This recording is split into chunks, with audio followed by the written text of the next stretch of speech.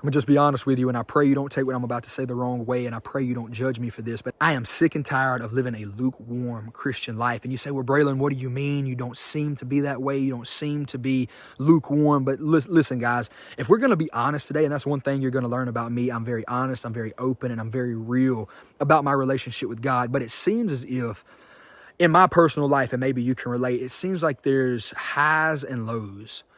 You know what I mean? Like 1 minute you're on fire for God. The next minute you're down in the valley and it's taking everything you have to believe God for any and everything. And it feels like God's a million miles away. But I want to encourage you today and let you know that even in the times that you feel like you're in the valley, even in those low points in your walk with God, Christ is still working. He is still with you. But let's make it a point in our life that we're not going to sit on the sidelines. We're not going to live a lukewarm life.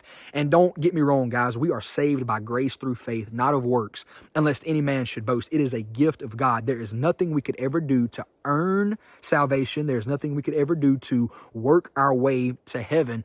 That's not how this works. It is a gift from God. But now that God has saved me, now that God has washed me in his blood and he has opened my eyes and he has called me out of darkness into the marvelous light, I don't want to sit on the sidelines. I don't want to be stagnant in my relationship with God, but I want to be active in my pursuit of Christ every single day. Maybe that's reading my Bible more deeply and more intimately. Maybe that's praying with more passion. Whatever the case may be, I want to draw closer to God. And when I say lukewarm, I don't mean like all the time doing the works of a pastor or doing the works of an evangelist. I'm talking about in my own private one-on-one life with Christ and relationship with Christ. Because let's be honest. Let's be real. There's times we can be praying. I know this is the case for me. There's times where we can be praying and it feels like we're just, not in the prayer. You know what I mean? Like it seems as if we're praying, words is coming out, we're talking to God, but we're so far mentally, emotionally, and in our heart from God in that moment, even in praying.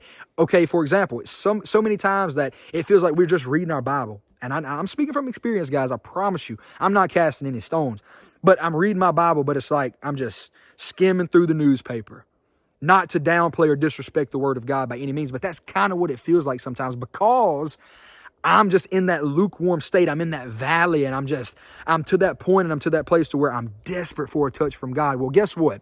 We have the Spirit living on the inside of us. And when we give it all we have, and we give our whole heart, our whole mind, our whole life, everything that we have to God, we can walk in fellowship with Christ every single day. I believe that with all of my heart. We can be intimate with God in our Bible reading time, in our prayer time, in church service, in worship service. And maybe you're worshiping riding down the highway. Maybe you're worshiping at work with your headphones in, whatever the case may be, but making it a point that in our one-on-one time with Christ, in our alone time with Christ, we are not going to be lukewarm, but we are going to pour everything out to Christ in that moment. There may be times where all we can do is cry. Sit in the presence of God and just cry. There may be times where all we can do is just meditate on the Lord and just think of his goodness and just give him praise and just worship and love on him and thank him for all that he's done, all that he is doing. There's so many different things that can take place in that moment, but just being present in that moment, not just going through the motions and not being lukewarm in our alone time and in our personal one-on-one time with Christ. But let's be on fire for Jesus. Let's be on fire for God to the point to where when we come out of the prayer closet, when we come out of our secret time and our secret place with God, people have to take notice that we have been with Christ.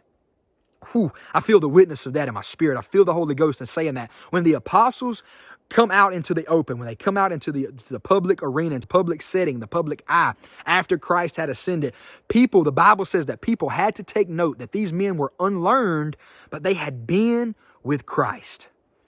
Let that be our testimony today. Don't continue in that lukewarm state, but I encourage you, I motivate you in the name of Jesus. I inspire you by the power of the Holy Ghost to be on fire for God, to get more intimate with Christ, to get more intentional in your relationship with Christ and in the pursuit of Christ in every aspect of your life. I love you. I'm praying for you. I mean that. Every viewer, every subscriber, I am praying for you. I'm lifting you up before the Lord and asking God to have his way in your life. So please subscribe to this channel. Help me share the good news of the gospel of Jesus Christ. I'm on a mission to preach the gospel to millions and tell millions about Jesus, and I can't do it without you. We are a family and we are a Bible-believing community, and I need your help to do this. Again, I love you and I'm praying for you, and I'll see you next time. Be blessed.